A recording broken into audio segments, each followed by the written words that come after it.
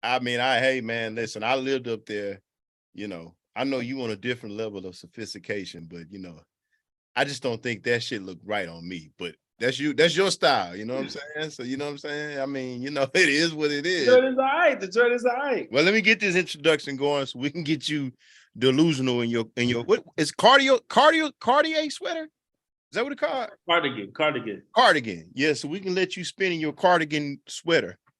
I'm over here with a baseball cap on. I mean, I look like the guest.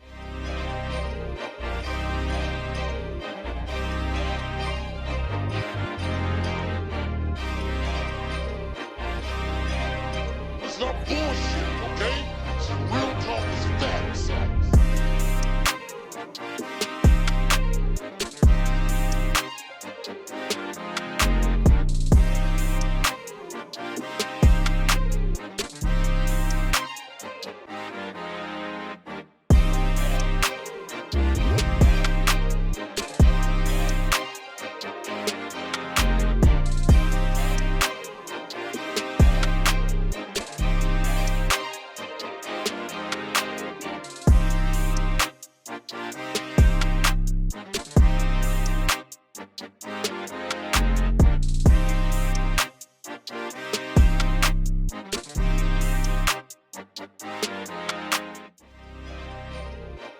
What up? What up? Welcome to another episode of Debate with Bait podcast.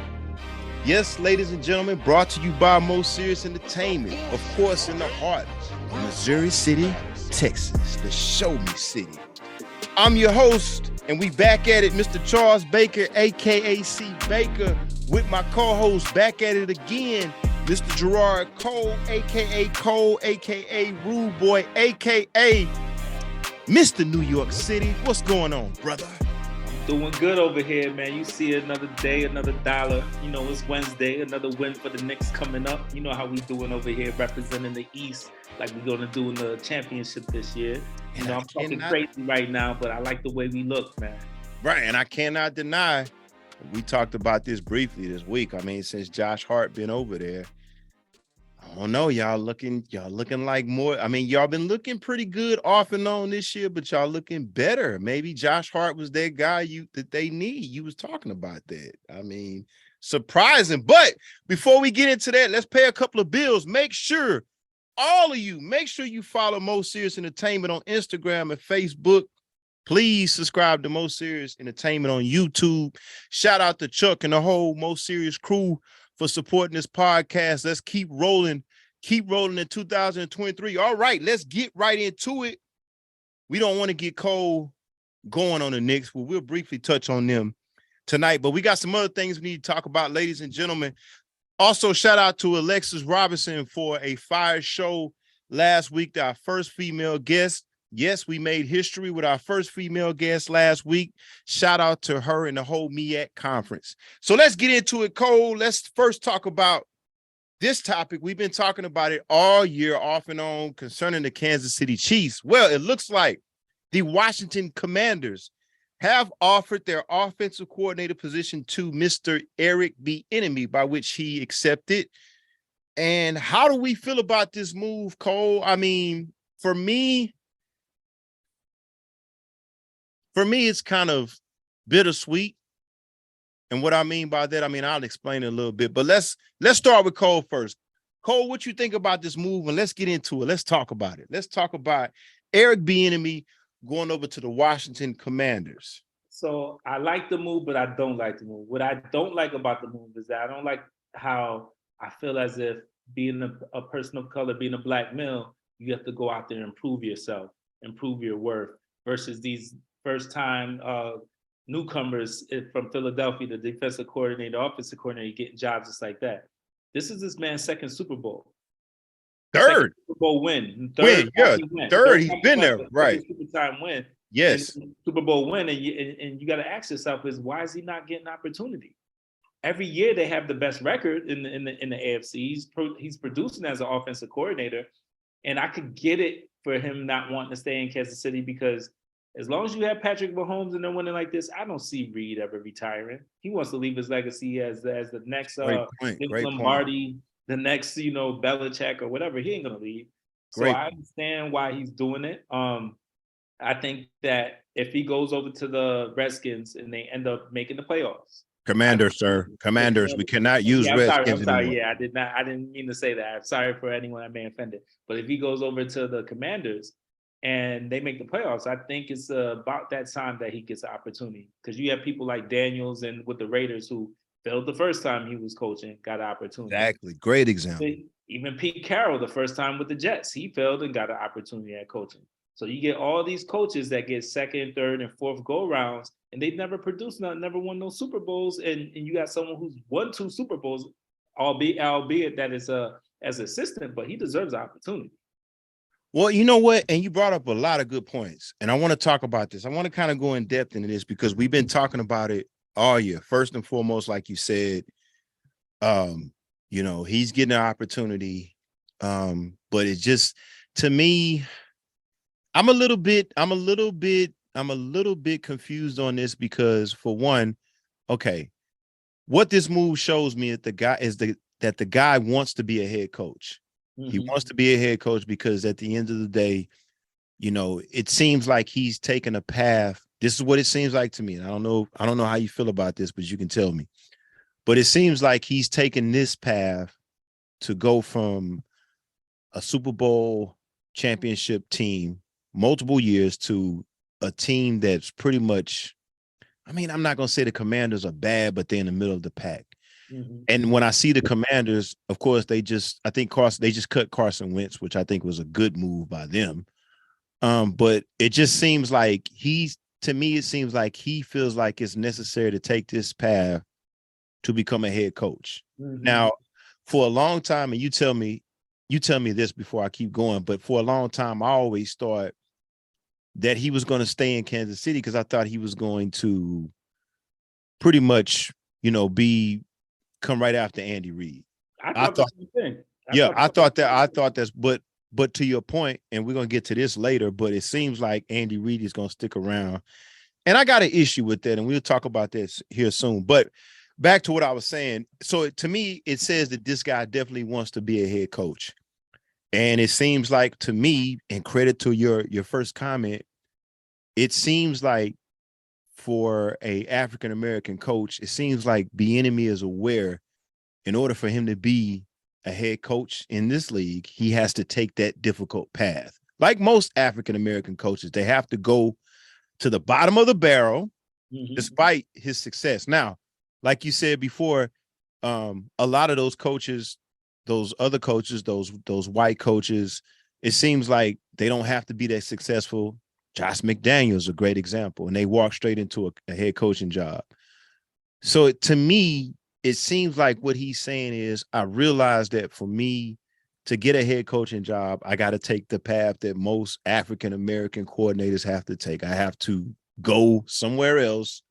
I got to go somewhere where everything is in chaos or everything doesn't look that well. Now he doesn't have a quarterback. It's not like Carson Wentz was a good quarterback anyway. That would have been like having nobody anyway if he went over there. But it just seems like he's got to go from a great situation to almost to the bottom of the barrel, what they got over there in Washington.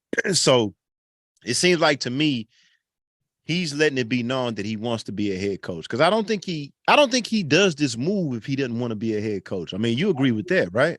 I agree. So that's my first point. By him taking this spot, it's like he feels like, or he knows that he's got to prove himself beyond after everything he's done in Kansas City. It's just kind of ridiculous to me. Mm-hmm. And you remember for a while, I remember me and you talked about this. I brought it up when it came to Deshaun Watson. That was one of the reasons why the Texans and Deshaun Watson started having issues. Remember, Deshaun was requesting that the Texans interview Beanime, and they never did. Mm-hmm. So it's just something about the whole situation doesn't make me feel good as far as Beanime, because it's like, I always felt like, and we've talked about this, that he should have had head coaching offers based on a long time ago, based on, I would even say after his first Super Bowl. That's just me. So the whole situation feels funny to me, but by him taking this position, which I think he's way above way above, but it shows me that he wants to be a head coach. But you said something. Not just that. I look at the guy who just left Arizona. Came from a college program, wasn't even a national champion. Right. Came from a college program and got an opportunity to be a head coach when you have someone like Beanime who's won 2 Super Bowls. Exactly. Which makes no sense to me. That's why I say this whole situation. I remember for a while, and I'm not scared to share this now. I'm like, and I feel bad saying this, but I actually thought about it. I'm like, as much success as he was having, and he wasn't getting any head coaching jobs, I was like, maybe something happened behind the scenes that the NFL world knows that we don't.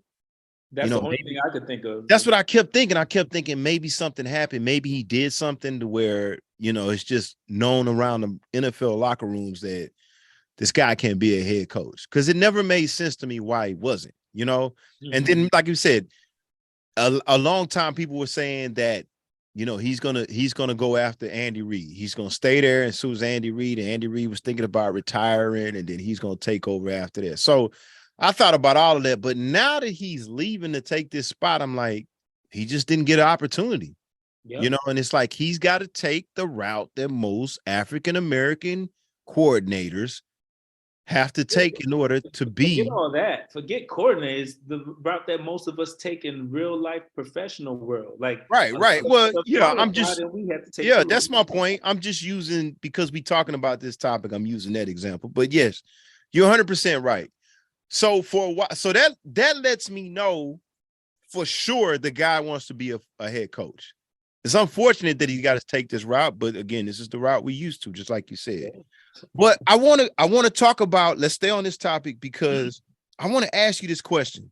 I think you onto something, and I got this in my questions. I don't know, this kind of crept up on me when I talk about this situation, but I'm going to ask you this question.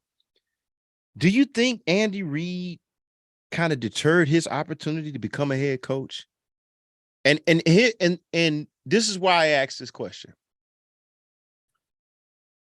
The whole time Andy Reid was sort of, well, let me ask you if you feel the same way. I'm going to ask you this question.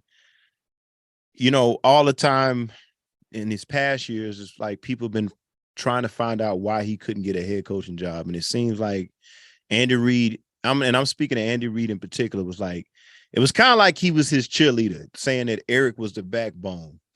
But I'm sitting here saying to myself,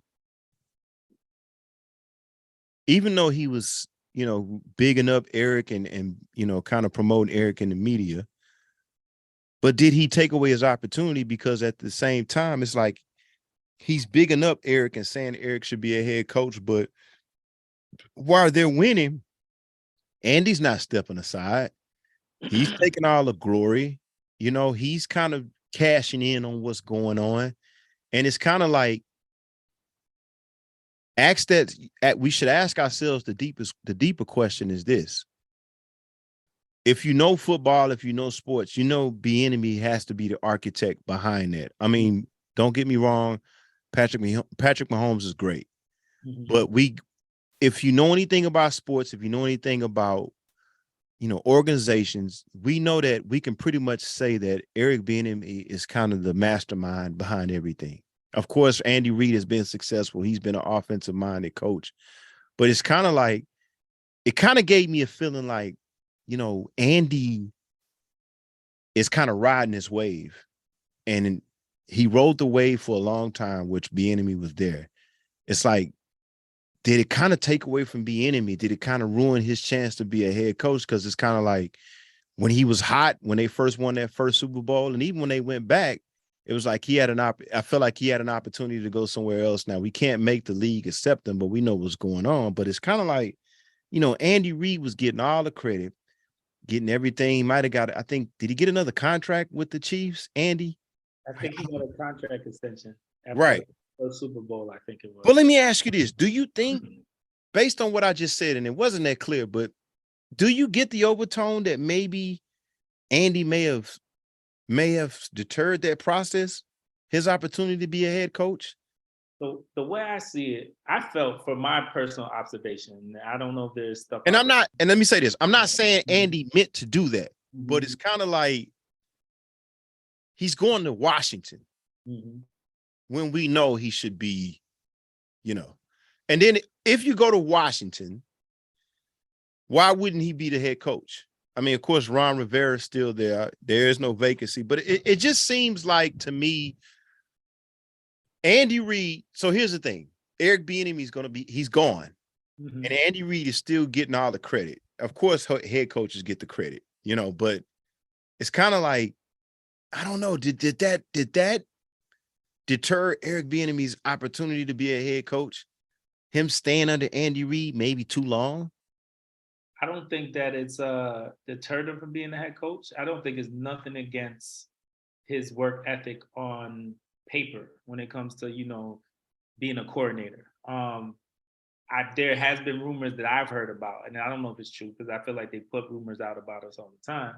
But there's rumors that he probably wasn't as liked by people around the league as much.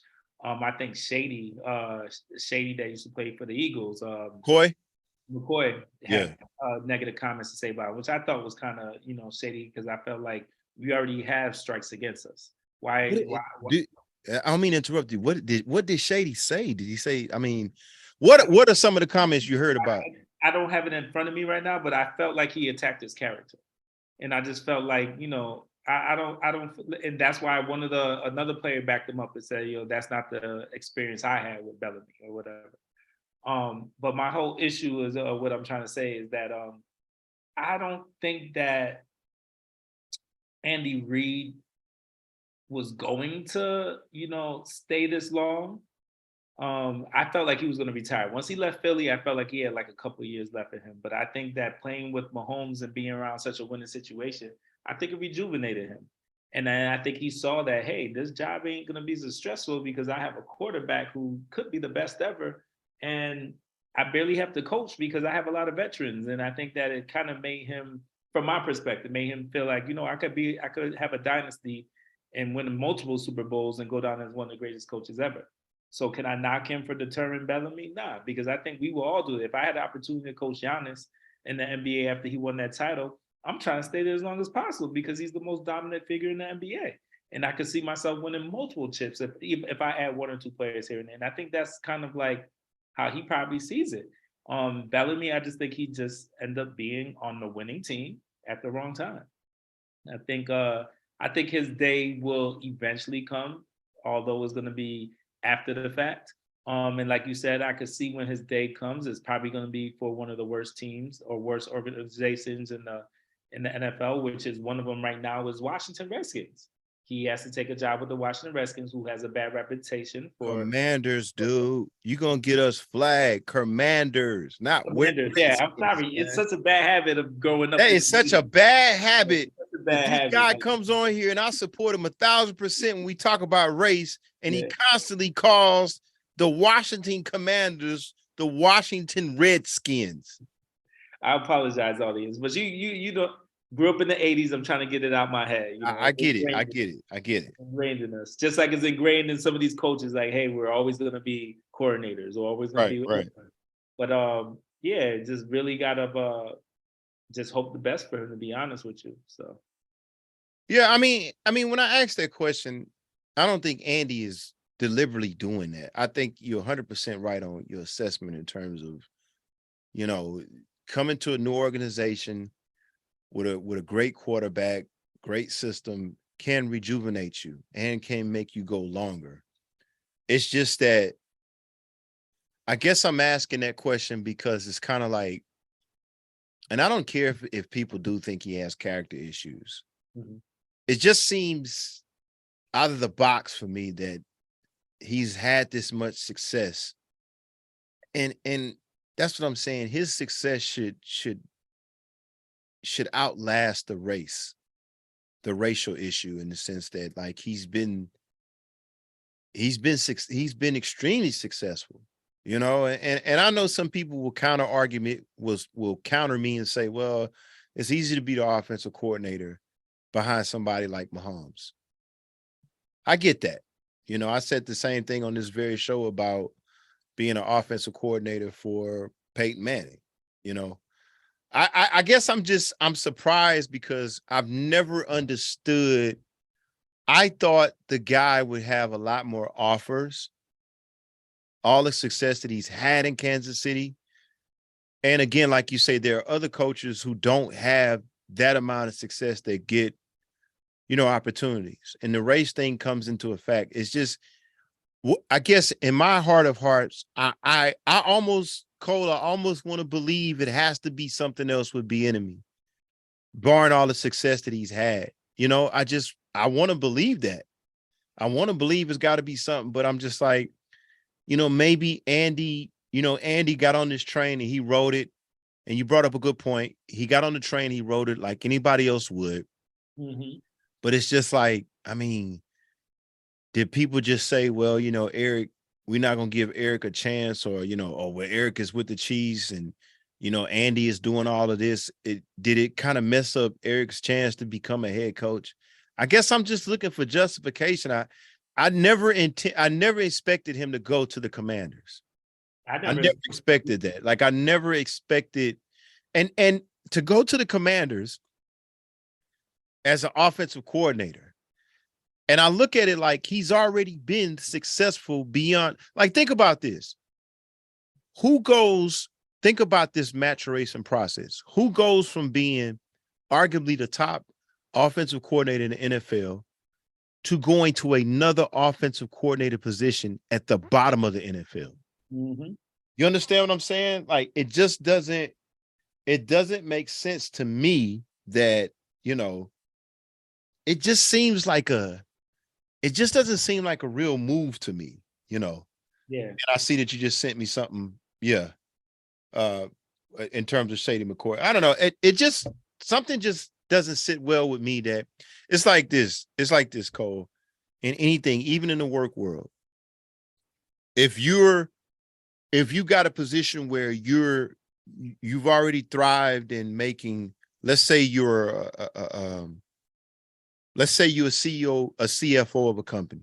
This might not be a good example, but let's say you got a certain position where you took that position, regardless of who else is in your company, regardless if you have a strong department heads or anything else. Let's say you took a company from a bottom level to a top level. Mm-hmm. Well, it would be fitting that when you go for another job, that you would go, if you've had success at that job and you've made that company the best at that, whatever you're doing, it would make sense that if you go to another job, you may take that same position, but you're going to get more money. Yeah. Or usually what happens is you take a promotion. Now, you take a promotion, like, I can understand, I'll give you an example. I can understand DeMeco Ryans, defensive coordinator for the San Francisco 49ers, has success, goes to the Houston Texans to become the head coach. Mm-hmm. He didn't go to the Houston Texans to become the defensive coordinator. You know what I'm saying? And just even to add to that example, let's just say the 49ers went to, just like the Chiefs, let's just say the 49ers became the number one defense 2 or 3 years in a row and they win 2 Super Bowls.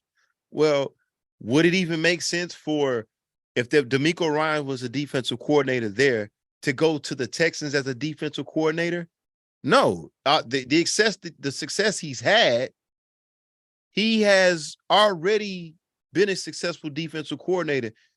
It would be a natural progression for him to go from a defensive coordinator to a head coach. Now, he may be a head coach like at the Texans, where they're at the bottom of the barrel. I get that. But he's promoted to the head coach. That's usually what happens. When you do a great job somewhere and you improve a place, other places want you there, but they want you in a more leadership role.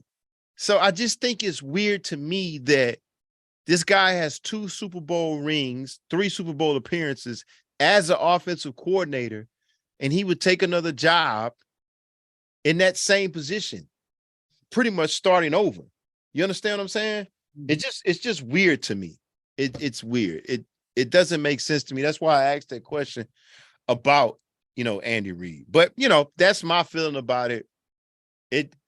I don't understand the Commanders' move unless you're trying to be a head coach, and he must have felt that that's the only way he can be a head coach is to go take another job in the same position, you know. And here's to say this. Who's to say this? As an offensive coordinator, if they start to win and the offense gets great, just like Kansas City, they're going to give Ron Rivera, especially Beanime is black, they're going to give Ron Rivera the credit. So does him being an offensive coordinator in Washington,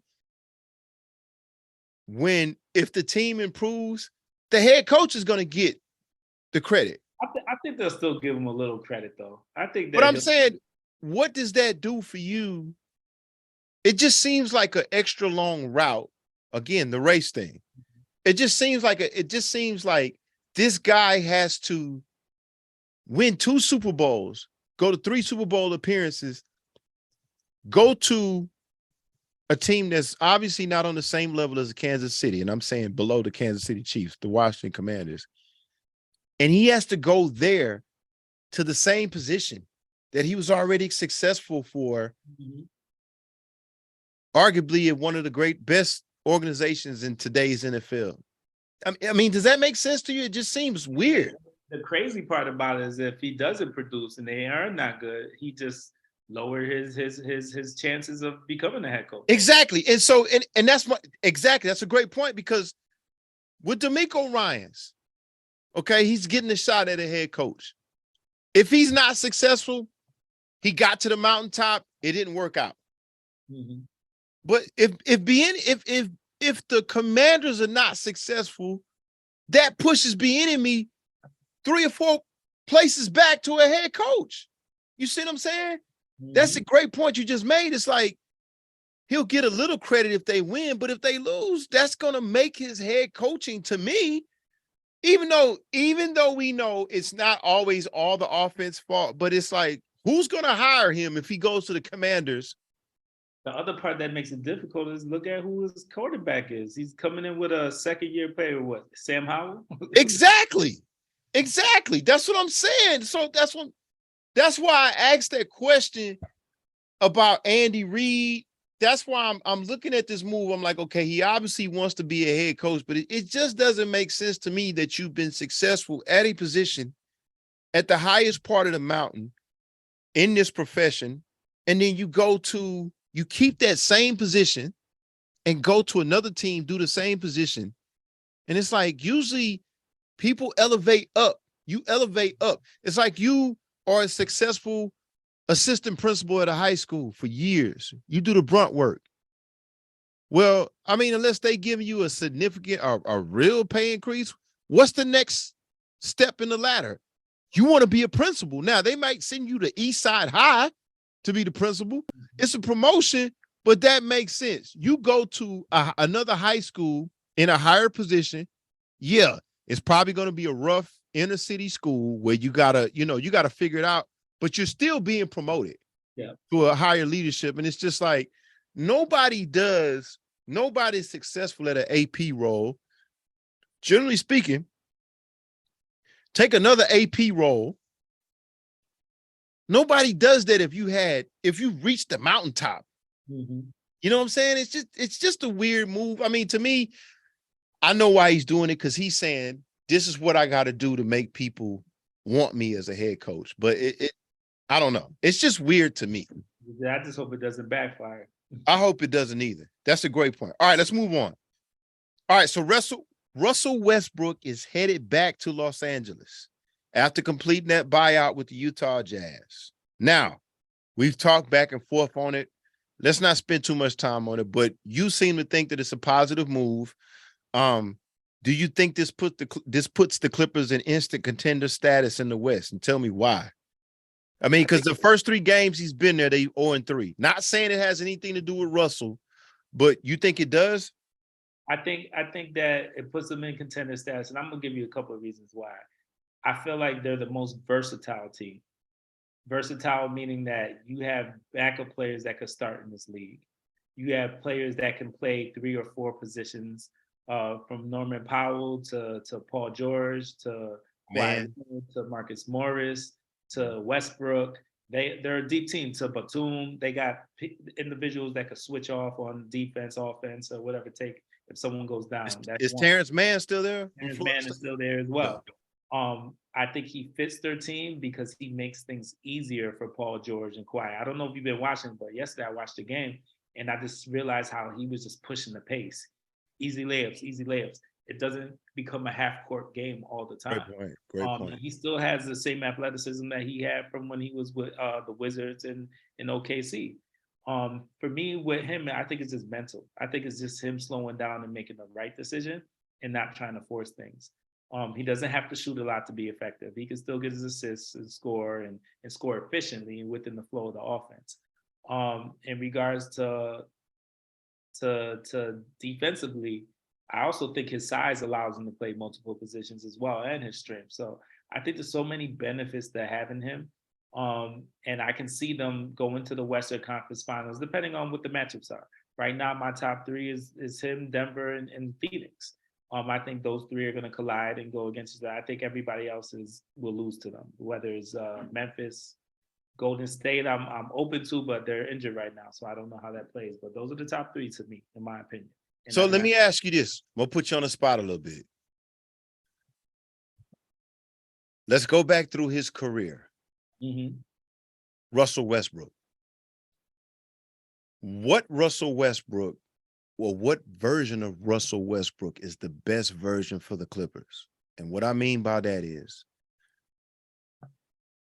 the young Russell Westbrook, fresh into the league those years with Oklahoma City. I think the Houston Rockets. Westbrook. Washington Wizards, Westbrook. OKC, second time Westbrook. What is the best version of Russell Westbrook for this team? I think the Houston Rockets, Washington Wizards. I felt like he. Okay, describe that. Tell us about what. I felt like describe that Houston Rocket, Washington Wizard version of Russell Westbrook. I feel like for Westbrook, I really just felt like the game slowed down for him with Houston and with the Wizards. I felt that he was also more open to sharing the game and to not being the alpha dog. Like there was times where he just let Harden do him, and he stepped up when he needed to. Same thing with Bradley Beal. He didn't come in there and saying, Bradley Beal, this is my team, but he came in there leading by example, while at the same time saying, Bradley, I'm gonna follow your lead. And I think that humility is what he needs. But he's also a great teammate, especially based on what Paul George is telling, what he's saying is that he's always been a great teammate wherever he's been. And I even liked when he played with Paul George. I felt like he allowed Paul George to play his game, while at the same time he still knew he was the alpha dog. But to me, I feel like he gets a bad rep around the league. I really do find him to be someone who is humble enough to allow people to shine. I think where you see his pride is because he loves his craft. Right. He doesn't cheat the game. He doesn't take days off. He plays hard. He gives 100% all the time. And I think people take that the wrong way because they feel like he's always going 100%, always going so hard, he doesn't think the game. Where I think he just really does. He just only knows one speed. I think even though he knows one speed, he's also realizing how to slow the game down in his head. I asked that question, and I agree with you 1,000%. And I'm glad you brought that out because I was going to echo you, but I also want to challenge the audience. When I love Russell Westbrook, and for me, I agree 100% what you say. I think he's all heart. Now, people give him a bad rap and people say, well, he ran Durant off. Well, let me tell you how I view Russell Westbrook in terms of Durant. I think the Houston Rocket Westbrook, the Washington Wizard Westbrook, and even the Westbrook that just left the Lakers, the humble Westbrook, I've always thought that was him. When you start getting into the triple-double Westbrook, the league MVP Westbrook, I think he evolved into that character. And here's why. I think the passion that he plays with, people going to say I'm a Kevin Durant critic. That's fine. But I see Russ becoming that that league MVP guy because of one thing. I see Russell Westbrook as always never had a problem being that number 2 guy. What he originally came in as at Oklahoma City. And I think that's the reason why Paul George really wanted him there, because I think Paul George really experienced that this guy is really an unselfish guy. But I think Westbrook got to that league MVP is because that the way he was, the triple-double season. I think what I saw in Oklahoma City the first time when Durant was there, I saw Westbrook just like much of that team. When I'm talking about that team where Serge Ibaka, James Harden, I saw Westbrook always deferring to Durant like he was supposed to in those moments. Mm-hmm. I think when Durant started to come up short, I think when things were starting to go, when they weren't being successful with Durant being the leader, I think that's when Westbrook evolved into the league Russ. Here's my point. I think because of his passion, because how hard he plays, I think he played hard like that and he evolved into that triple-double Russ was because, hey, man, this guy ain't doing it. I got to do something because I'm a passionate guy and I want to win. I'm going to give everything I got. And so when Durant left, I think the fire of Westbrook, it wasn't necessarily to be a selfish guy. It was like, I'm just going to play as hard as I can to try to win. And that's why you saw the 20-point rebounds. Like, it was all effort. And I think that's who Westbrook is. I think Westbrook never had a problem deferring. It's just that's the kind of guy he is. He evolved in that because when Durant left, it was like, I'm not going to let my franchise down. And so I agree with everything you're saying. That's why I do think the Clippers have a chance. I never saw him. That's why I think a lot of people got it wrong, and I'll echo what you say. I think a lot of people got it wrong about him. Skip Bayless and even Shannon Sharp, a lot of people think that he's a selfish guy. I never thought he was a selfish guy. I just think he played that way because he had to evolve. I think when Durant didn't perform, and then when Durant left, that's just the type of guy he is. Whatever I can give, I'm gonna do it. So you see a 6'3" guard getting 20 rebounds. You see a 6'3" guard getting a triple-double. I didn't think it was nothing about being selfish. I just think I'm going to play as hard as I can to give us a best chance to win. That's the way I took it. Right. And so that's what I think he is. I think the league and the Lakers and all that talk, Westbrook to me was the scapegoat in Los Angeles, meaning the Lakers. I think he was a scapegoat in OKC when right. they lost in the finals too. They felt like he wasn't giving the ball to Durant. Right. I felt like Durant didn't want the ball. Exactly. That's why I'm hard on Kevin Durant, because people can always point to Westbrook because you can see Westbrook at times being out of control, at times seeing him out of control. You can see him at times turn the ball over. But I just see a guy who I'm just trying to do whatever I can to win. And so when you lose the top guy doesn't perform. If you got to, and I'm saying Kevin Durant is Batman and Russell Westbrook is Robin. When you got a Robin that plays that hard, I just think he went all out. I never thought he had an issue with deferring. And Paul George speaks to that. I've never thought he was a selfish guy. I just think that's what he can give. And, when I want to win, this is all I know how to do. All I know how to do is go 100%. All I know how to do is go get every rebound if I can. All I know how to do is go by somebody, and if somebody step up, I kick it. Assist. All I know how to do is go to the basket hard. All I know how to do is push the pace. So I wish more guys would play hard like that. It just so happens that he was gifted enough to be a league MVP superstar, And again, you don't never have that guy, the type of guy he is, he's an effort guy. You don't necessarily have that guy that you don't necessarily put that guy on a position offensively and say, hey, go win us a championship in a half-court setting. He's never been that guy. But he's that guy when you need a stop in the deep minutes, when you need a big rebound. He's an effort guy. You know, he can be a Dennis Rodman on the glass.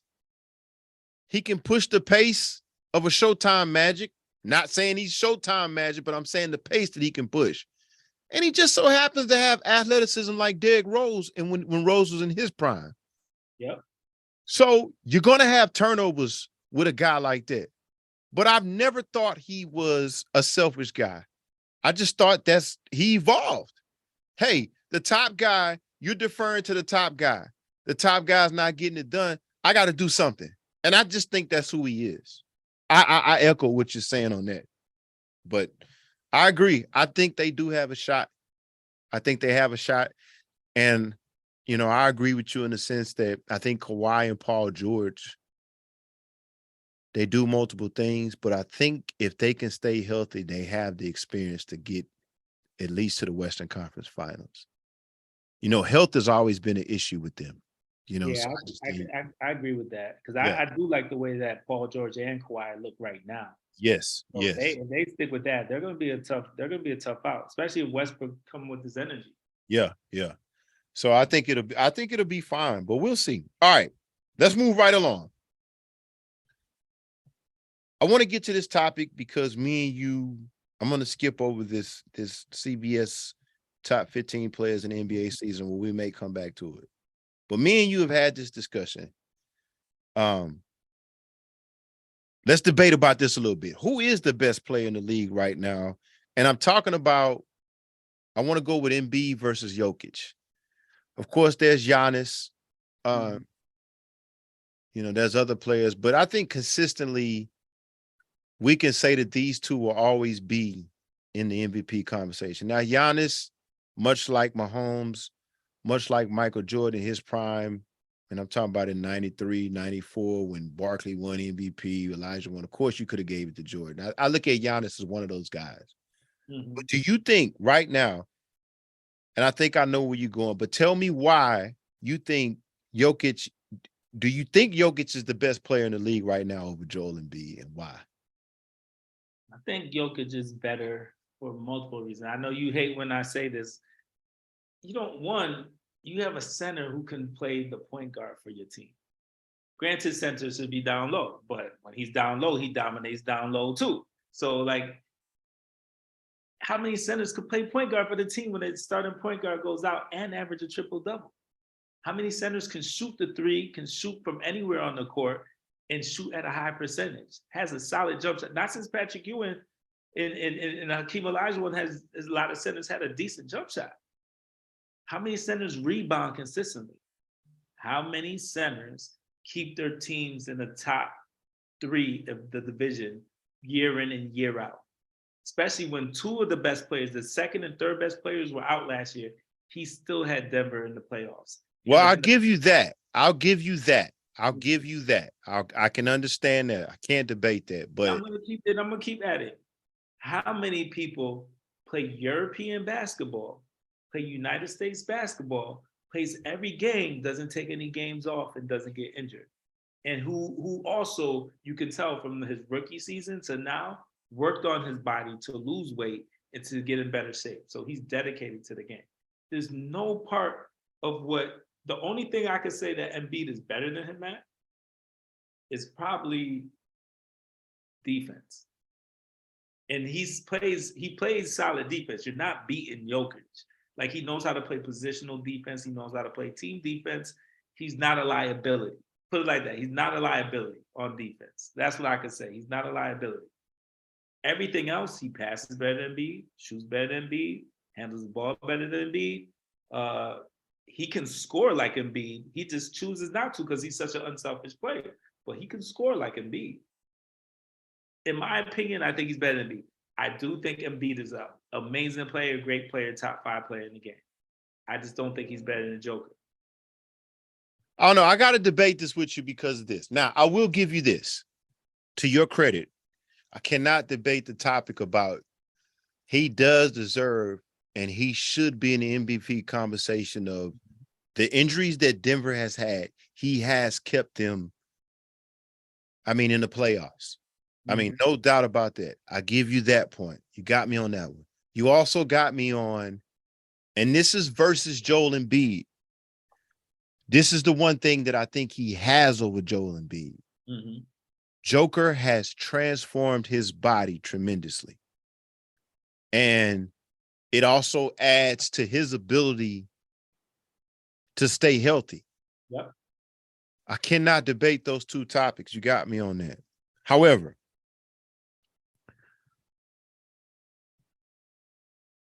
defensively, like you said, I think Joel Embiid is a better player because I think Joel Embiid, to me, can affect the game on both ends of the floor.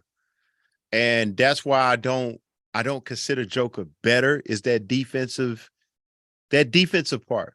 To me, Joel Embiid and I'm talking about, I had this discussion the other day with somebody else. In particular, let's talk about Akeem Olajuwon. The 93-94 season, one of the best centers, best years I've ever seen. And what I mean by that is, in that season, that was the first championship. I believe we beat the Knicks. Yes, we did. And Patrick Ewing. Yeah, what a coincidence. I didn't know that was going to come out.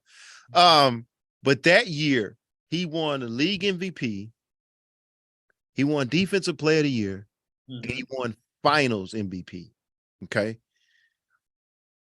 To me, the reason why the Rockets had so much success wasn't so much his MVP award. It was his Defensive Player of the Year. And to me, that's what makes you a great player. That's my knock against LeBron and Jordan in the GOAT debate. The Joker, the many things that he does great is mostly offensive. And I'm talking about passing, shooting, the matchup nightmare that he presents for teams on a nightly basis. There's nobody that can match up with Jokic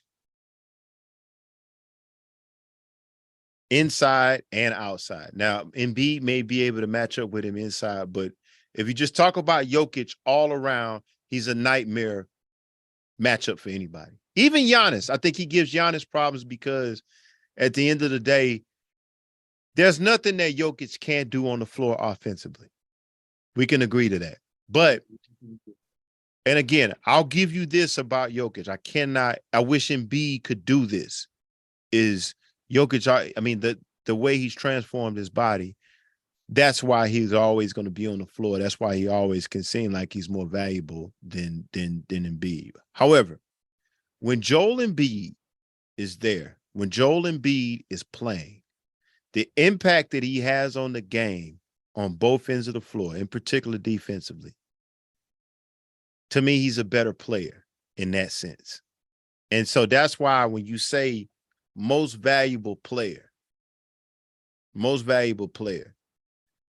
it's how you, to me, this is just my definition. And we both, like I say, you bring up some good points, but to me, when Joel Embiid is able to go out and give me 40 points, 15 rebounds, 5 to 6 blocks, he's a better overall player on both ends. Not taking nothing away from Jokic, because Jokic can block shots too. It's a different way he blocks shots, though. I get that. I get that. Where my issue is with Embiid, because I watch him a lot. Because I have league pass, and doesn't make people better to me. There's so many times where he could pass the ball and make his teammates better, involve Tobias Harris, involve Maxey, involve Tucker. Is it Tucker? Okay, but let's be honest. Let's be honest. But I feel like the greats, if you MVP, like when you watch Giannis get MVP, when you watch LeBron get MVP, when you even watch Kobe and a couple of these other, part of the thing that made them MVP was that they were making their teammates better. Okay, but how do you, that's a solid point, but I got to debate that. How is it he's not making them better? If they, see, the thing about it is, and I go back to the Olajuwon example. I'm not saying he's not making them 100% better. I'm saying he could be doing better job at that, which I feel what's his name does that. He gets his teammates involved, and then he doesn't play selfishly, but he fills the stat sheets, and he fills the stat sheet in a way that impacts winning. I don't feel like what Embiid does necessarily impacts winning. That's why they're always coming off slow, going on 6-game losing streaks and all this stuff. You never see Joker go on 6-game losing streaks. Well, that's still a debatable topic because one thing you got to give Denver credit for, and this is not just Jokic, but you got to give Denver credit. That coach has done a good job over there too. There's some things about Doc Rivers. God bless him. I like him. He's a pretty good coach. But some of the struggles that's been going on in Philadelphia has been because of Doc Rivers' lack of coaching. I'll give you an example. A year or two ago, when the Sixers were in the playoffs, I can remember, and I don't understand this, and I'm going to tell you how this argument leads to your point about Embiid not making players better. But I even remember Doc Rivers, when it comes to the playoffs, he was posting Joel Embiid at the 15-foot mark at the elbow. And I'm saying to myself, and I think they were playing somebody like Toronto, somebody that couldn't do nothing with him inside. And I'm saying to myself, Doc, what are you doing? What are you doing? And let's be honest. And this could be because of how they play. Now, the Joker probably has a better chance of making people better because he's on the perimeter. It's going to be a lot of, dribble penetration kick. You know what I'm saying? And again, that adds to his skill set. Where I feel like Embiid, most of his making people better is he's going to start as a hub in a low post. So if they drifts out too much for me, like I see, I think that's a coaching thing. I think Doc, because I've seen Doc draw plays up for him to drift out. I think that's a coaching thing, but I just think that's an unfair criticism on your part in the sense that, yeah, of course, the Joker he plays on the perimeter. He's more of a perimeter-based player. Embiid has to look at it like this. Embiid has to catch the ball in the post, command a double team. Okay. Well, what's the thing that everybody does? They pass it to the open man. Pass to the open man, defense rotates, they swing it around. If they don't make shots, is that his issue? You know what it is when I watch Joker though? I feel like he doesn't come out there, play on the outside, play on the inside. He does what his team needs. Right. But you can't. Times where Embiid, his team needs him inside, but he still wants to be a little guard on the outside shooting 3-pointers. Even Barkley gets on him about this. Right. But still, wouldn't you agree? And again, you might be right in terms of skill set. The Joker can do that because he plays more on the perimeter. Like if let's just say this. Of course, the Joker is going to make his teammates better if he's got more offensive freedom. Joel Embiid is a post-up center. So I mean, it ain't no different than like even Ewing. Ewing made the Knicks better because he made the right pass. Now it's still up to them to make the shots.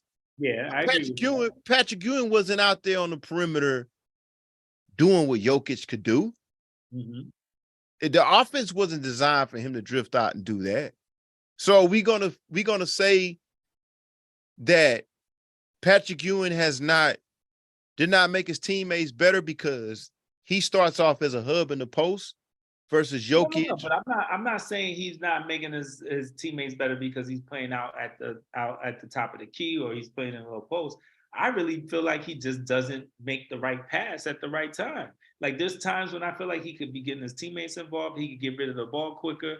He could do a lot of different things. And I don't feel like his game has progressed to where they can be even better if he just realizes that. If he just realizes I think that's an unfair criticism because at the end of the day, you got to look where he operates the most.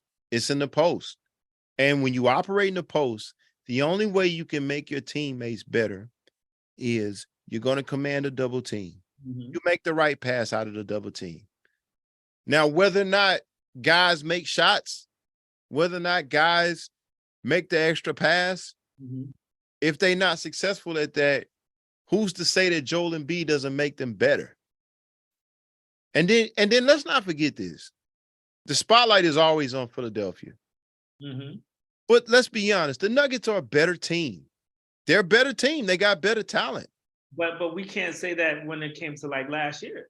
You had Harden, you had Maxey, you had Tobias Harris, you had Embiid. My man was just playing with Eric Gordon. Okay. Now, now you yourself has said, I'm going to stop you right there because you yourself have said that Harden is, you pretty much said Harden needs to retire last year. You called him a bum. He was. Come on now, come on. I probably, but come on. I wouldn't say he needs to come retire. on now, because you even talk about, you like, you know what? They should just give us Max. So even put it like this. We can even go with that argument and say I said that. Because I did say it. Right, but okay. However. But be honest.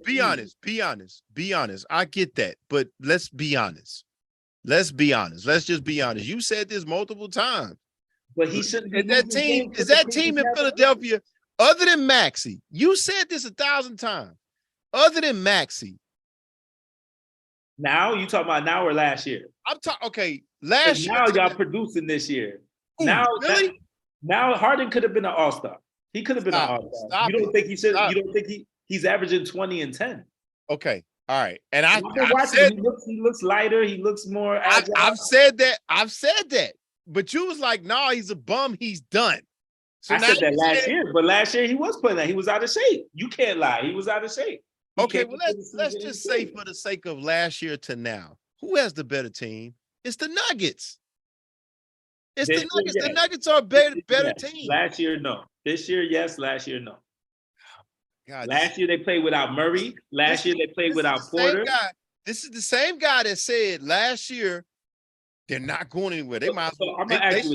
They should just give us Maxey in New York. Is Tobias Harris better than Eric Gordon? Aaron Gordon? Yeah. Okay, first of all, you naming Aaron Gordon. That's a bad example. Let's go to Jamal Murray. That's who's starting though. Let's go to Jamal Murray. Let's go to Bones Holland. Let's go to Bones Holland. Who was there last year? They were still better than the Nuggets. No. I mean, they were still better than the Sixers. You're right. They were better than the Nuggets. They were better than the Sixers. Come on, man. You the one who said it last year. I think Joker was that good that he made everyone that good. Stop it, man. Stop it. You're gonna sit on here and say when you were the one who said last year that the Sixers would Harden needed to retire. At that point, and the only person that you cut for last year was the young fella, Maxey.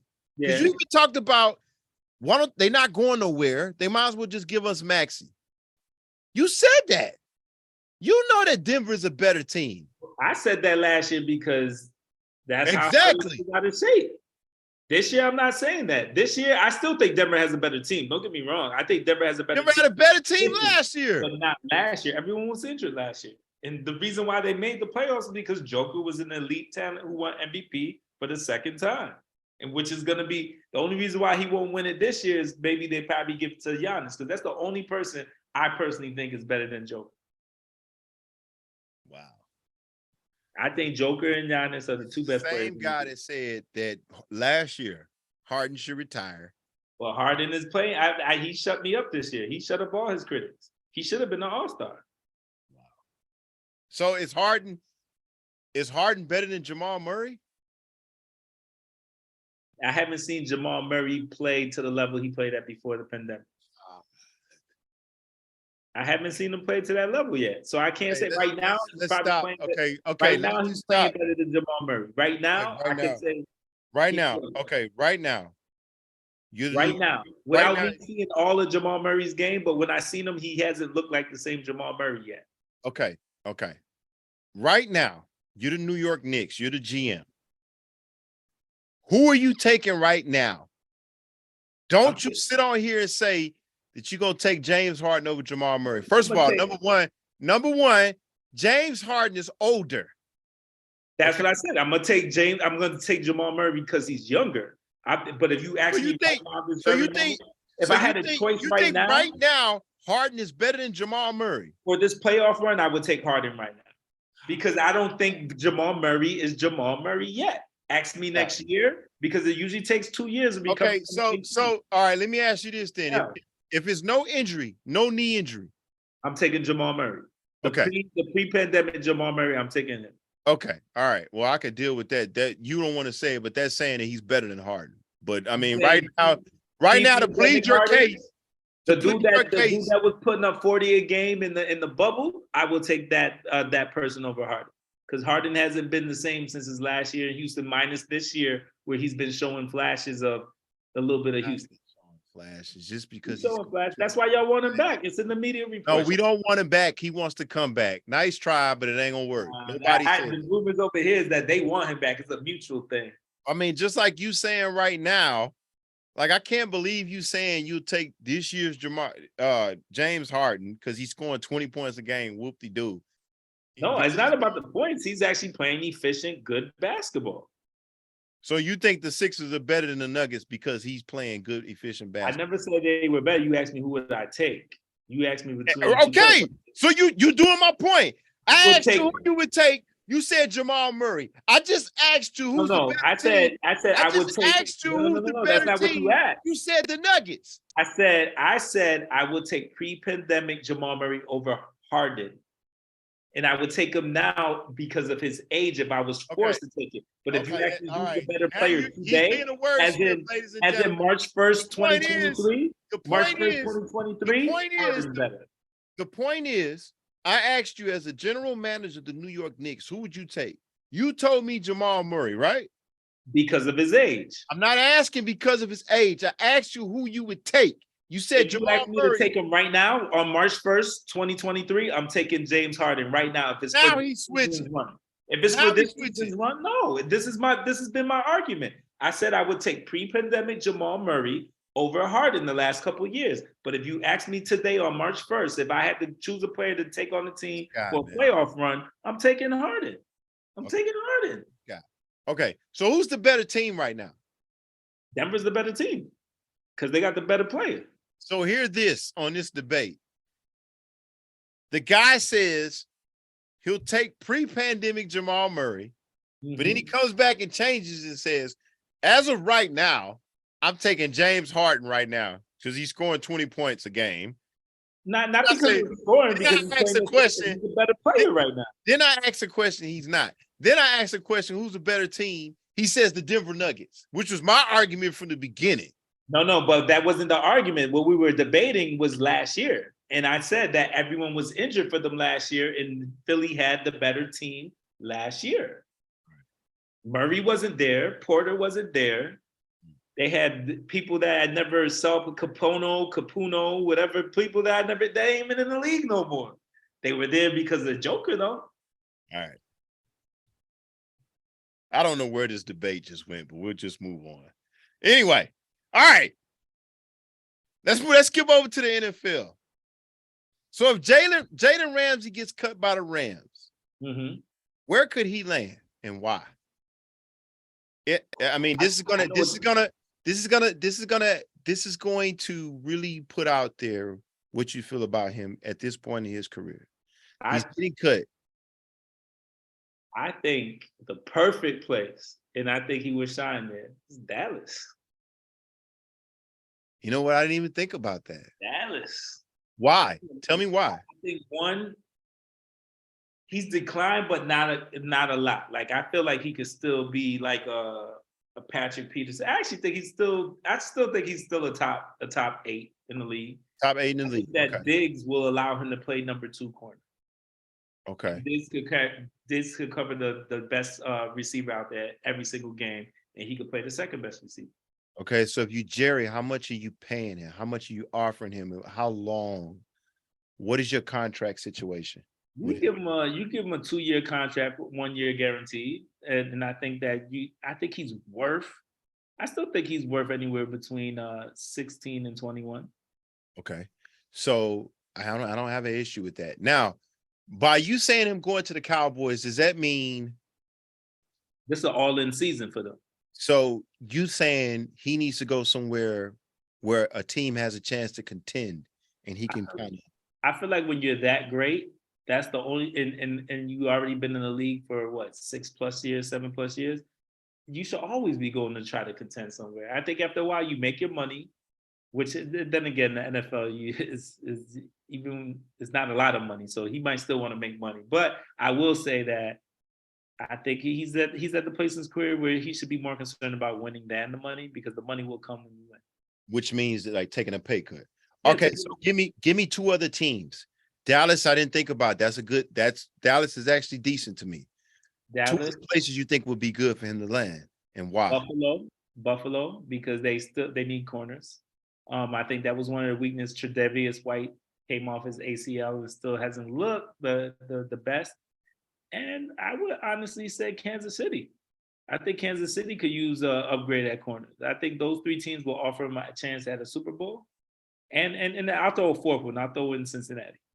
So do you think at best he should be on a team where he's a number two? You should have a stout number one corner, and him being that number two guy. I think of a team like Kansas City, he doesn't have to be Great. a number two. He could be a number one with them because their offense is so good. Like he's not going to give up too many big plays.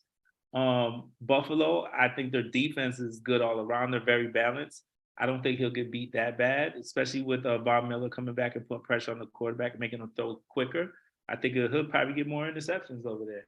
And that, like I said, Dallas defense is good, and Cincinnati, you got Eli Apple, and you got great safeties and Bates, and I forgot who the other safety is, but I think those four teams offer protection because their offenses are good and they have solid defenders. And I just think, me personally, I think the easiest route for them to get back to the Super Bowl will either be go to Kansas City or go to Dallas. Yeah, I can't debate you on that. I actually had Buffalo. Mm-hmm. I actually had Miami. I didn't think about Dallas, but you might be right, Dallas. And I did think about Cincinnati. I thought about teams mostly who were stout up front. I even thought about the Eagles. Yeah. You know what I'm saying? Somebody who's stout up front. My qualifications is a place that has a chance to win, a place that has a stout defensive line that can get pressure on the quarterback. And I thought he would be a good number two guy. Mm-hmm. I think his years of being a shutdown number one guy are coming to a decline. He may have 1 or 2 years left, but I didn't think about Dallas. Dallas would actually, and you know what? Dallas, yeah, and Dallas needs another cornerback. I felt like opposite of Diggs, they picked on, God, who was the guy they were picking on? Remember that last regular season, one of the last regular season games when Minshew, they played Philadelphia and Minshew was playing. Jalen was out. And they picked on the other side. I mean, they wore that side out. Yep. So I thought, man, they need another corner over there. When you just said it about Dallas, I'm like, you know what? That might work. Yeah. That might work. That might be the perfect situation for him. Personality-wise, I think Jerry would give him what he's worth. Yep. And they're probably think about that. They'll probably release Zeke, and that'll free up some money for them too. So that you know what? That's not bad. All right, let's keep moving. Falcons. There are reports coming out of Atlanta that if it doesn't work in Baltimore, Jackson could go to Atlanta. How do you feel about that? Because I feel like Arthur Blank. Just hear me out on this. I feel like Arthur Blank, if it doesn't work in Baltimore, I think if you're Atlanta, I think you have to do this deal. Mm-hmm. And the reason why I say that is this.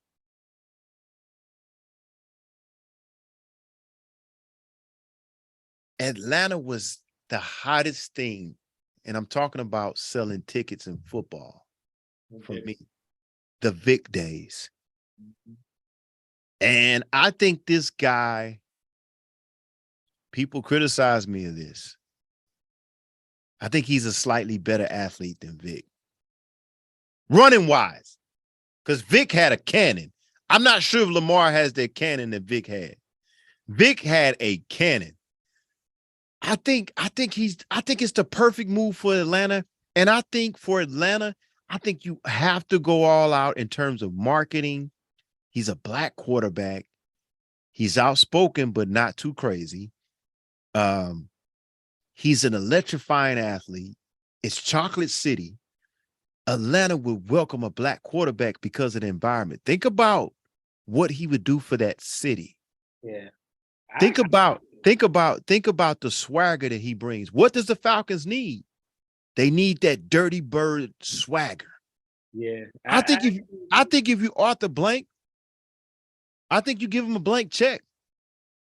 I think you mark it. They got a receiver. They already got a running back. I like They need us. That's the excellent idea. Yeah, they need a stout quarterback. And think about this.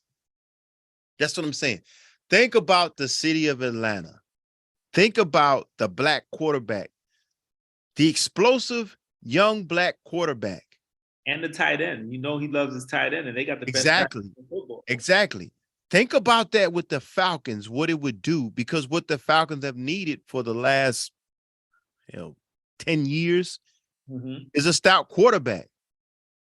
Why not throw the bank at Lamar? Yeah. I actually like that. I never thought about that. Yeah, I mean, really, because here's the thing. And he'll be better playing in a dome. Right. He plays better in a dome. I mean, of course, and a lot of people, you said this before, and a lot of people say that maybe Dallas, because Dallas would need that, but I mean, Jerry paid Dak a lot of money. Mm-hmm.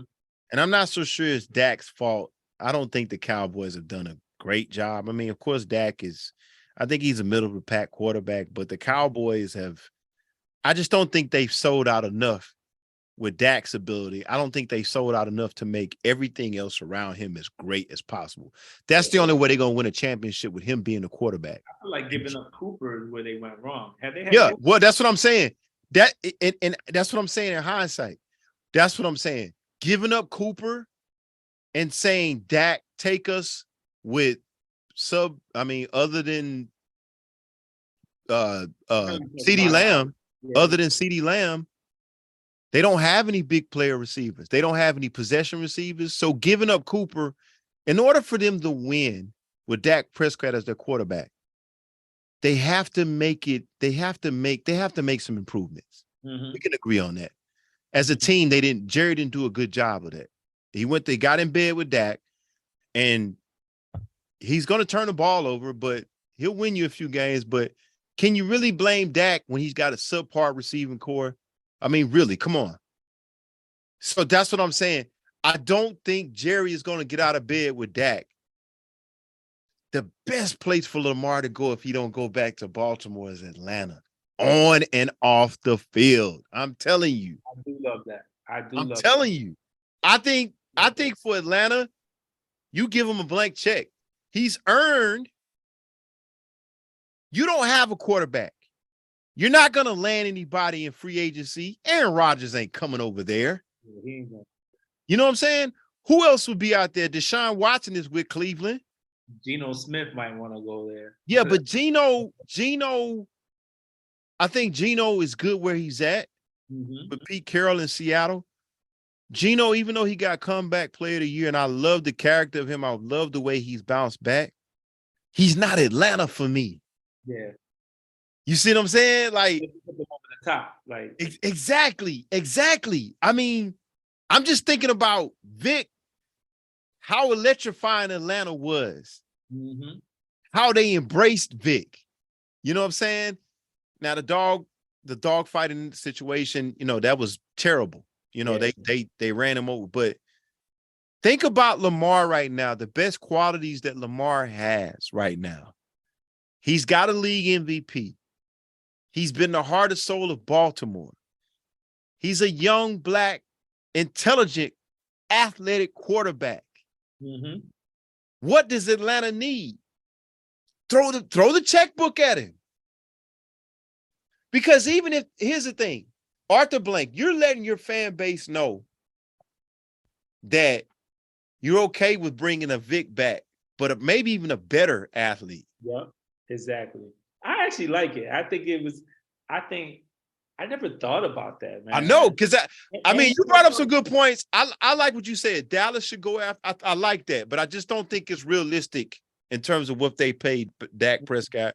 Miami, yeah, but I seem to think that Miami is going to stick with Tua. No, I definitely think Miami's sticking with Tua. Right. I think they're tempted though because of all the concussions. But I think he's going to stay there. I just don't see them trading him to the AFC if they trade him. I think it's more so we're going to send you to the NFC. And I think it's a bad sign that Baltimore, to me, this long, and it may not be their fault, this long of negotiation shows me that it's not going to work, I don't think. You know, the second place I think he'll be perfect for. What? 49ers. That creative mind, that offensive coordinator. Yeah, but that's not a bad pick. I think they're gonna ride with Purdy. And I can't be mad. Even though Purdy may be out. I'm riding with Purdy, but if you tell me you can have Lamar Jackson, I think they'll give up Purdy and Lance and tell Ravens you can have whatever one you want. And a draft pick. Yeah, but I just don't see them. I don't see them doing that. I just don't see San Francisco doing that. I think they got a young gun out there, even though he's gonna be hurt. I just don't see that happening. I don't see that. It would be a great move. Don't get me wrong. It would be a great move, but I just don't see them with the success they had with Purdy. And I don't see that. Because I even asked you this a couple of shows ago. I mean, is Jimmy G gone? Or is he still there? I think Jimmy G's gone. My prediction for Jimmy G, I think he lands with Tampa. Okay, so what are the Niners going to do? Because if you're the Niners, I think they're going to roll with the two quarterbacks that they have, and they're going to see which one is worth it. If not, I think next year they'll draft one. But that's what I'm saying. Would you give them both up to take Lamar? Because you got to take Lamar, you got to win right now. No, but I would ask that. I would put that offer out there. Say you can have one of them or you can have both of them. It's up to you. You know, I think that's not a bad idea. I just think everything checks out for Atlanta. I'm with you. I think they could write the check. I think they should write the check.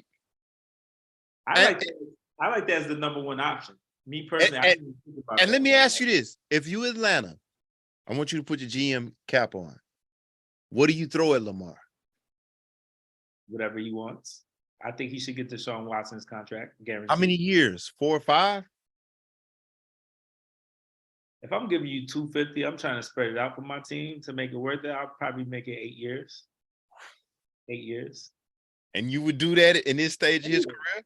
He's 28 years old.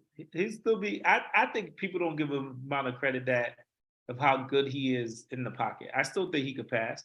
And to be honest with you, if you can easily, I think people make excuses for a running quarterback. You can easily run the ball. Like you can easily say 50% of the game, I'm going to run the ball, and you're going to run and you're going to pass. That's why I like San Francisco's coach, because I think he's one of the best offensive coordinators. He is. He knows how to make the same thing with Philly. I think he's one of the best offensive coordinators. Like Hurts can run every time, but he doesn't have to. They mix it up. They mix it a lot of runs, You're right. A lot of options. You're right. I say Atlanta, dude. Yeah. I say Atlanta. I'm going with you on that. I actually like that. I say Atlanta, man. I say let's ride with that. I actually like that. All right, let me ask you this. Let's get to a couple more topics and then we'll wrap it up.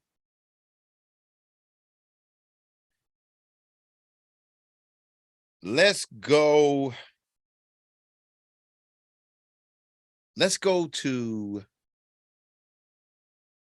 talk about, how do you feel about the Atlanta Hawks dismissing Nate McMillan as a head coach? Now let's think about this. Well, let me ask you this. Why do you think they would do this? I think they did it because I heard there was a lot of tension between him and their star player, Trae Young. What I don't like about it is because I don't really feel like they gave him an opportunity to win. And I say that because the pieces didn't fit. And even the way that they have John Collins, oh, we're gonna trade you. We don't want you. We're gonna trade you. You're gonna stay. No, you're gonna stay. We want a first rounder. You're not gonna get a first rounder, especially after you devalue your players. Learn from us. We devalue Cam Reddish. We got 2 second rounders, or we had to actually put in a first rounder. I mean, to trade them. Like, and I feel like Atlanta has mismanaged that whole situation. Um, I think they're gonna revamp that whole team in the offseason. And one trade that sticks with me, and I don't mean to go off tangent because I'm gonna come back to Nate McMillan. Actually, I'll talk about the other one later. We're gonna stick to Nate. Yeah. I just don't feel like he got a fair chance. I feel like with all the, I heard Trae Young was catching planes after games that not with the team. He would stay behind, and like when you running a team like that, and you're not holding your star player accountable, you already show him he has more power than the coach. Right. And power than the coach. It's a players' league. And I think, just to add to that, I think it was doomed from the beginning. Mm-hmm. And here's why I say that. You don't bring in a guy like Nate McMillan if you don't expect him to hold Trae Young to a different standard. And what I'm saying to that is, if you were going to favor Atlanta Hawks, I'm talking to them, if you were going to get behind Trae Young, you don't bring in Nate McMillan, because you got to remember this. Nate McMillan, when he played, was the opposite of Trae Young. And what I mean by that is, I don't think Nate McMillan had a problem with Trae Young scoring the ball like he did. Nate McMillan was a tough, rugged defensive guard. He had several defensive all-team with the Supersonics. And I think he played with another couple of teams after that. But I think the Hawks should have thought about that better. I'm not really a Trae Young fan. And the reason why I say that is because I just feel like in today's league, he benefits because it's such a offensive-minded league. I think the teams that have beaten the Hawks in the playoffs is because I think he's a detriment on defense. And you don't bring in a guy like Nate McMillan unless you're going to get behind Nate McMillan to develop Trae Young. And I'm kind of echoing what you said, but I just think that the Hawks they got that wrong. Nate McMillan is a tough, rugged guard, defensive-minded guard. I don't think he has a problem with Trae Young scoring points. But again, I think the defensive end, Nate McMillan, yeah. I think the fact that Trae doesn't give that much effort on defense, it was going to be a problem. And so if you were going to stick with Trae Young, if you were going to get behind your superstar, you should have never brought that type of coach in. And he needs to be pesky. Like, I feel like you might not be like, I watched Brunson. Brunson, can't play defense either, but he still puts his body on the line, takes exactly. I think one trade I would love to see, but I don't want to see it for the standpoint of breaking them up, because I'm a big believer in those two need to stay together for their career, Jaylen Brown and Tatum. Right. But I think a trade that could work for both teams if they don't go to the playoffs, you could trade Trae Young and DeAndre Hunter for Brogdon and Jaylen Brown. And I think both teams would benefit. I think Trae Young with Tatum would be a great. I don't know. I see what you're saying with that. I get why you're saying that. I'm just not a believer in Trae Young. I just don't think it works in Boston. I get why you say that trade makes sense, because you get him with Jason Tatum. They could be nice offensively. But I think Boston is a rugged, organization too. And I just don't think he's the type of player that can go to places like Boston or be under guys like Nate McMillan. So where would you trade him? What do you think's the perfect fit? Lakers, where? That's a tough one. Because I don't know. I don't like the way the guy plays. Yeah, he tries to be too much Steph Curry, but I don't think he's Steph Curry. And I think he's too small and he's too soft.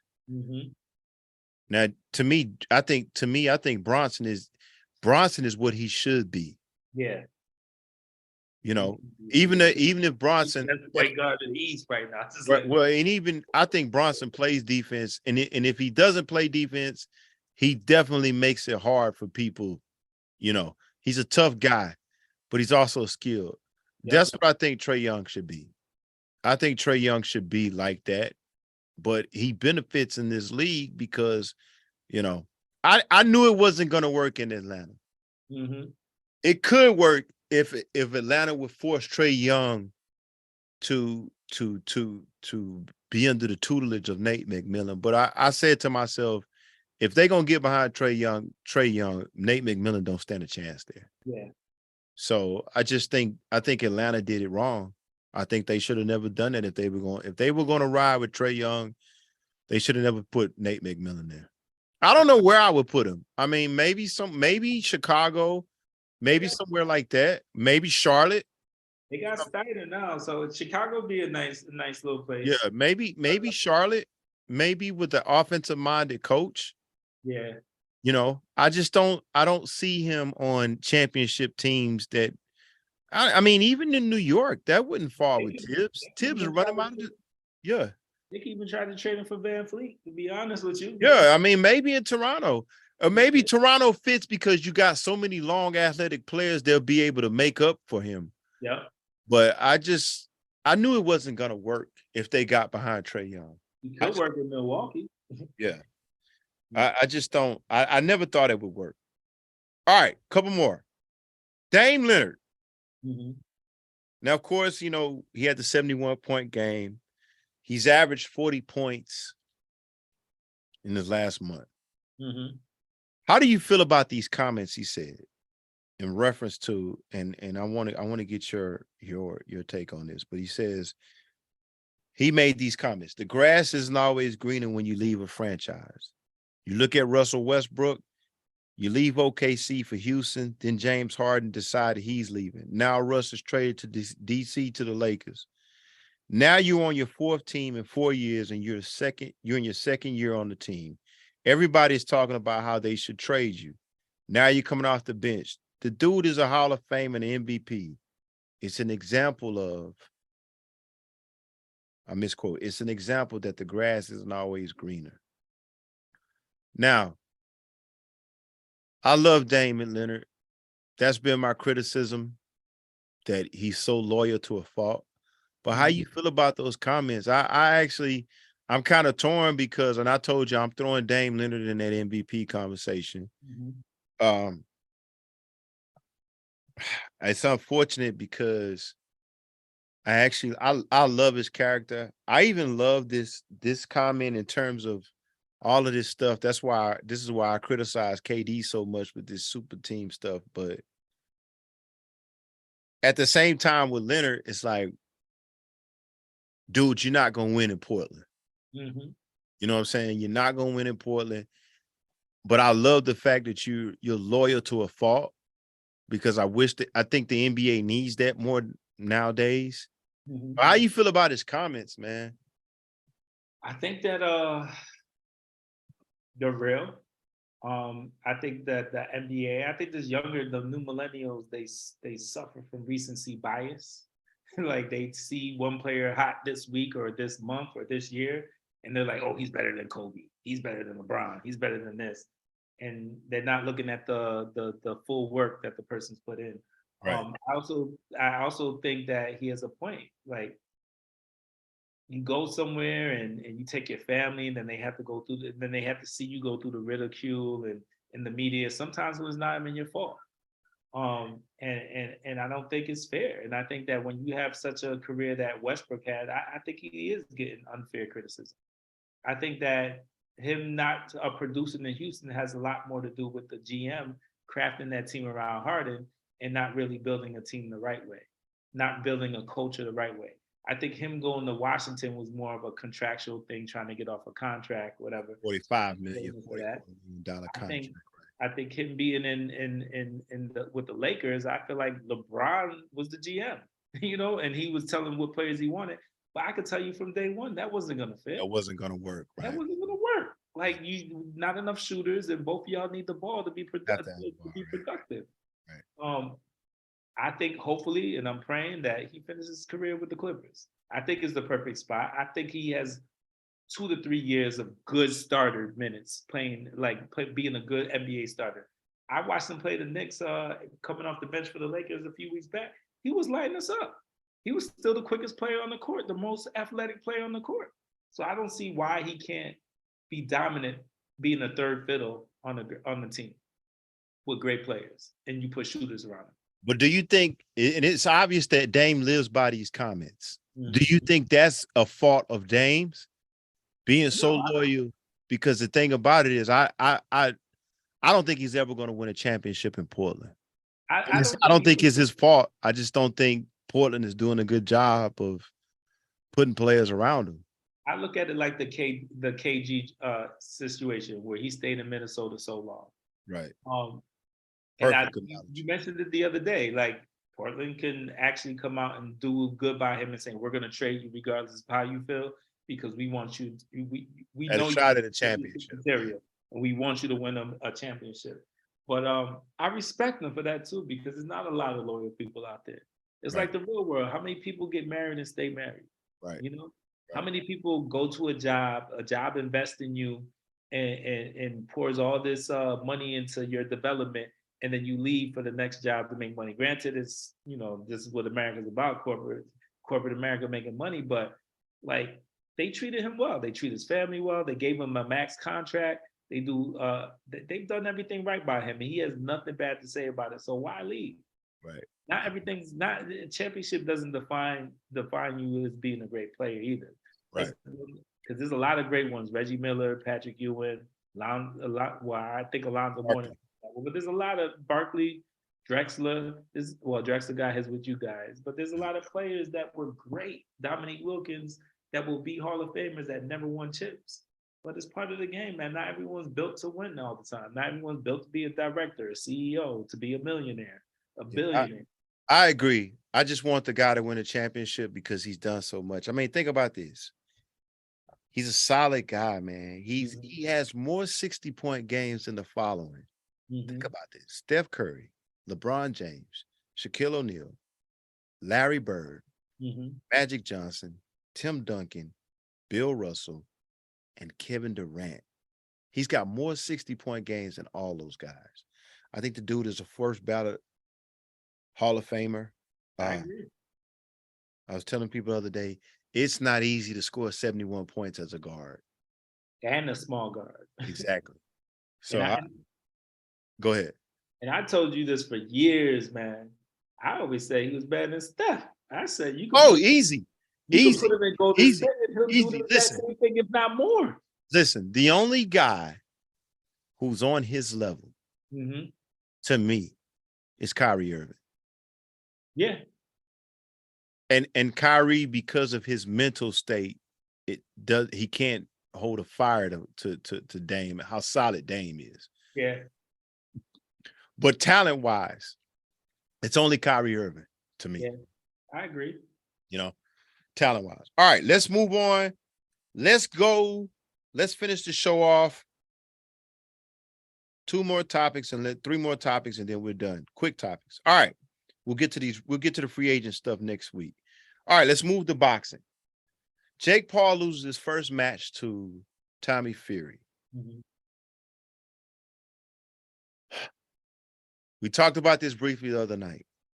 How does this affect Jake Paul? Now, he's activated a rematch clause. We don't know if I think Tommy has to accept it. We don't know. It's still early. But what does this do for the draw of Jake Paul? Now, I think he's been a great addition to boxing. I think you've agreed with me on that, what he's been able to do, the work ethic he's been able to do. He's turned himself into a legitimate boxer. Not only that, the guy has been on pay-per-view since he's been fighting, and he's gotten better every fight.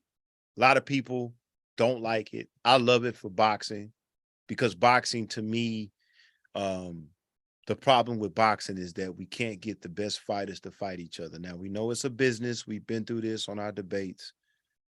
But by him losing, Does this do anything for him and his draw? And if it does, tell us why. If it doesn't, tell us why not. But by him losing, what does that do for him in the state of boxing? I think that the blemish is a small blemish right now. I would definitely love to know that he was still undefeated after that fight. It would make it more exciting when he talks trash. Right. It would also probably create more revenue for his next fight. I think it will also would have created a longer list of boxers who want to fight him next. Um, I don't think he'll be that impacted. And this is based off of me talking to you and you talking some common sense into me. But I will say that if he loses a second fight to him, I think it's done for him. I don't think it's done, but I don't think that he can ever The draw he had. Right. bring that draw in unless he ends up getting a fight against someone big time and beating them. Right. And I agree with that. And what I was telling you is this: for me, as I watch boxing, I love boxing. Mm-hmm. What people got to understand is this: he actually dropped Tommy Fury. He Mm-hmm. dropped him in the last round. Mm-hmm. And so if he would have got out there and got smoked or got knocked out or even knocked down, Jake, then I think it would be over. Because to me, for Jake, you got to look at it like this. Tommy Fury is a real boxer. Mm-hmm. For Jake to put him down, for me as a pure boxing fan, that was big for me because here's a real boxer, okay? And what people got to remember about Jake is Jake has tried to fight. He tried to fight Hasim Rahman Jr. He didn't make weight. So he's tried to put himself against real boxers. Now, if he would have went in there Sunday and got outclassed, got knocked out, or just looked like he flat out didn't deserve to be in the ring, then it would be over, I think. But the fact that he is looking better and he dropped the real boxer. I mean, he dropped him. Tommy got up, but he dropped him. When you get a chance, go back and look at it on YouTube. It was pretty good. And when you see the punch, how he dropped him, it's like, damn, that looked like a real boxer throwing a real shot. Mm-hmm. For me in the boxing world, it makes me say, okay, I've always thought he's taking it seriously, but when I saw that, and I'm very detailed, you know, some people don't look at it like that, but I watch boxing round for round, punch for punch. When I saw that, I'm like, this guy is a real boxer. Okay, he's knocked out an MMA guy, he's knocked out Anderson Silva, you know, but he knocked down a real boxer. Mm-hmm. I mean, legitimately put him down. And the decision was controversial. Some people had Jake and win in that fight, you know? So I think it depends on and I'll even say this. I after I talked to you about it. What did you have? You had him winning the fight? I thought it should have been a draw. I didn't think Tommy won. I thought he was a draw or Jake winning. And if Jake won, he won slightly. Just because he put Tommy down, you know? And I'm looking at it in terms of Tommy Fury being a real boxer and Jake learning the game. I thought Tommy should have done a whole lot better. And so, and then you can see how Tommy was celebrating. It was like, whoo, man, I'm glad I got through that one. We're talking about a traditional boxer versus somebody who just came into the sport a couple years ago. So based on that, definitely deserves a rematch. Could have won that fight. So I think the draw is still out there. Now, if he wins the second fight, definitely he can keep going, and it'll be a great story. You know, in America, we love comeback stories. And then Jake did something at the post-fight press conference I thought was big for him and his brand. When they asked him about the fight, he didn't say the ref cheated. He said, you know what? There's some things I need to work on. Mm-hmm.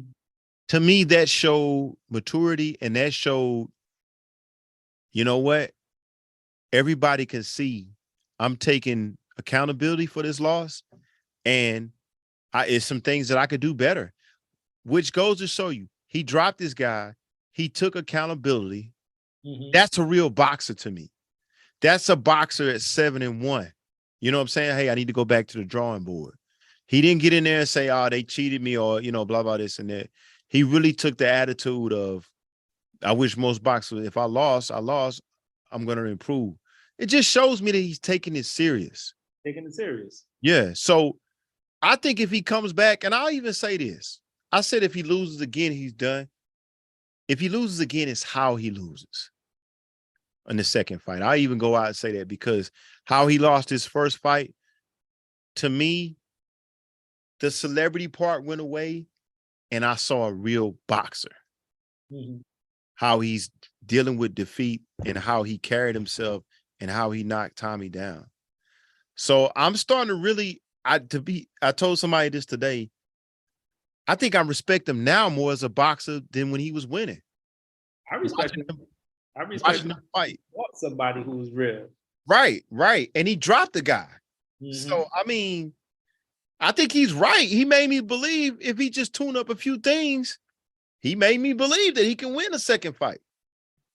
So I think it's still there. I think he's got a shot. He showed me a real boxer's attitude. I was wondering how I knew eventually he was going to lose. I thought he would beat Tommy. But I like what I see from the guy. You can tell a lot from a man in defeat. I like him and his brother, man. I think that they're good for boxing. I can see the potential in both of them. More so Jake, but I see the potential in the both of them. Right. I'm with you on that. I agree with you 100%. Yeah. All right. Last two topics, and then we'll get up out of here. We'll do one more because we already talked about this. All right. So I don't know if you saw in the notes, but Black History Athlete of the Month. Now I say the month, but you could say throughout the whole year. Who would you pick as your Black History athlete for this year? And just give me something off the top of your head. It doesn't have to be. Who would you say, whether it be male or female, deserves to be this year for the first 3 months of the year, first 2 months of the year? Or it could be 2 months, or you could be from last year till now. I'm kind of leaving it open. But who do you think between whatever time period you do? Don't go back no further than last year. I'll do these first 2 months, and I'll do it last year. Go ahead. I'll do Damian Lillard. Okay. For these 2 months. I think he's earned it. A tie with Brunson. I'll say he's a tie with Brunson. But overall, I would say my Black History Athlete of the Year would be Jalen Hurts. Tell us why. I think he's defied all the odds, all the naysayers who said he wasn't good to lead his team to a Super Bowl. And I think he only lost twice this year when he played. Because I think the other losses came when Minshew was they only lost 2 games, right? Yeah, at the Super Bowl. Well, 3. I think it was the Dallas. They lost game. 2 in the regular season. One of those he didn't play. That was when he didn't play. Which he only lost 2 games. But he only lost He only lost 2 games all season when he. Yeah. Okay. Yeah. So I would to me he's the athlete of the year. Perfect. I'm gonna take Clarissa Shields. Oh, you're gonna take Clarissa Shields? Yeah, I'm gonna take Clarissa Shields simply because of this. Undefeated. This is her 3rd time being undisputed. And some people will knock that because they say, well, of course, I mean, it's not that many women boxers, but I gotta give her credit for this. Everything that she said that she was gonna do, she did in boxing. In particular, this last fight that she got to become undisputed, she went over to the UK, and don't quote me on it. I mean, I can't remember exactly where she went, but I think she went over to the UK to fight Savannah Marshall. Now, Savannah Marshall beat her in the amateurs, and they fought at, I want to say at 160 this time, And it was a very discouraging loss that she fought in the amateurs to Savannah Marshall. Savannah Marshall has been talking crazy ever since they turned pro. Mhm. And Savannah Marshall is a legend in her country. And I think that night she ballooned up to 190 pounds. Now, think about this. Two-time undisputed champion, arguably the greatest woman of all time. That's what Clarissa crowns herself. And by accomplishment, she really is. But think about this. She decided to go over to the UK and fight this girl in her backyard for all the belts. She put all the belts on the line. Now, it's customary in men's boxing that if I got 3 belts and we fight for undisputed, you got 1 belt. Then we talk about Earl and Bud. Yeah. Earl is the A side only because of they're fighting in that division and Earl has 3 belts. Well, usually, and people know whenever if Earl and Bud do decide to fight, the terms are probably going to be on Earl's turns because he's supposedly got all the belts and they're fighting at that division. But think about this. Carissa Shields she has 3 belts in the division. She goes over. She says, you know what? Most men champions would say, no, we fighting where I want to fight. I'm the A side. You know, and that might be one of the issues why Earl and Bud can't get this done. I got 3 belts. You come to me. She says, no, I'll go over there. I'll fight her in her home country. Now, you got to know if you do that, you go to another country.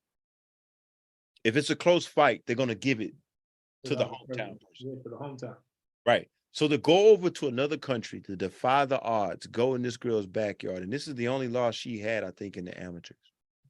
Go over there. She had to put on a perfect performance to win. She did that.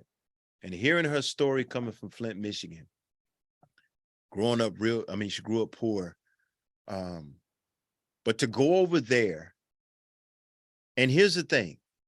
She's my athlete because of, first of all, she's a Black woman and she's doing what she's doing. She's making money. She's packing out arenas. She's defying the odds, but mainly, and she's doing it in a sport that I love. She wasn't afraid to fight the big fight and fight the big fight in somebody else's backyard. And think about this. She's 3-time undisputed. I think she undisputed in 3 different divisions. Undefeated. I mean, that's big time to me. And, you know, she's such a classic example for my daughter, what she's doing. She's outspoken, but she backs it up. Yeah. And she's an advocate for women's boxing. And I love it. I love boxing. But if you watch some of these women fight, their fights are more exciting than the men. And she's been a lead advocate in fighting all the top girls. She doesn't duck, hide, nothing. And I think it's a big example for the sport I love, which is men boxing, where this woman who really is the A side in any fight will take a difficult fight just to make it happen. So I just got her as my Black History Athlete of the Month because, I mean, she's defining the odds, man. I can dig it, though. Yeah, she's defining the odds, and I just like what she's doing. And to me, her and Jake Paul, I love boxing. For me, her and Jake Paul are doing what I think the men should be doing. They're fighting the big fights. You know, they taking the big fights, they taking the risk, they putting themselves, you know, in difficult situations. I mean, me and you, we talk about it with boxing a lot.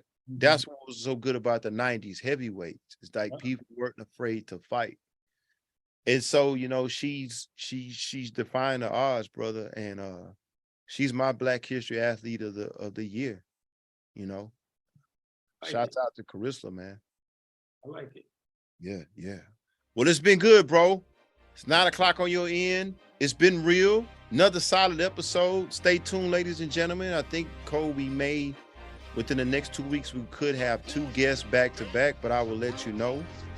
Shout out to NYC, my brother Cole. It's been real. We'll catch up next week. We'll do it again. Want to thank Cole. Want to thank Chuck. Want to thank the Most Serious family for the support. Want to thank you all for tuning in tonight with the Debate Podcast. Again, remember, stream this on Spotify, Apple, Google, or wherever you listen to your podcast. Please follow Most Serious Entertainment on Instagram and Facebook. Subscribe to Most Serious Entertainment on YouTube. Let's keep rocking and rolling, Cole. Appreciate you, brother. You see it. Definitely be back next week. Catch y'all next week on another solid podcast episode on Debate with Bake. Bake out, Cole out. We'll see y'all next week. Peace. Peace.